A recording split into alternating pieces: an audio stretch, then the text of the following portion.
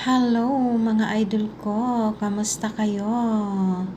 Ayan, cooking time na naman si Kadama, mga idol. Ayan, nagpapalambot tayo ng camel, mga idol. Kasi kung hindi natin ipalambutin sa pressure cooker, sobrang tigas, mga idol, 3 oras. Pressure cooker, 1 oras lang. Ayan, malambot na siya. Ayan, igisa na natin siya, mga idol.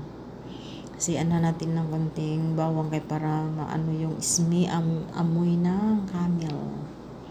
Kasi matapang ang amoy, mga idol.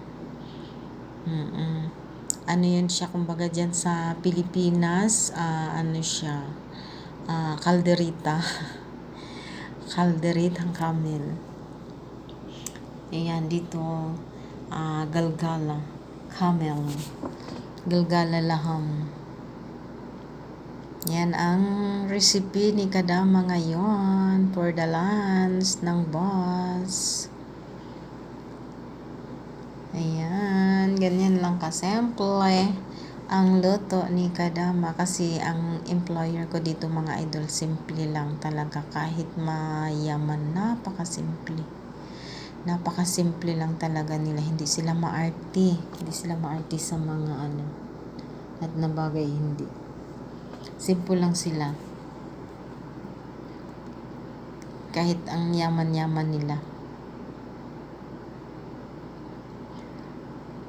Ayan, please like, share my videos para more videos si Kadama, mga idol. Ayun ang rice. Yan, malapit na yan siya maluto, mga idol. Yan, naluto na siya. Ayan ang salad, fresh salad. Ayan, yummy, yummy, yummy. Yummy, yummy, yummy. Nagbukod ako ng mga idol kasi para dun sa isang anak na tulog pa. Ayan. Kasi baka maubusan nila ng laham. Kaya ni-separate ko na.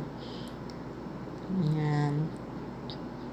Don't forget, mga idol. Please like, share my videos. And star. Thank you so much. Thank you for watching. Follow me. Thank you. Bye-bye. Bye-bye.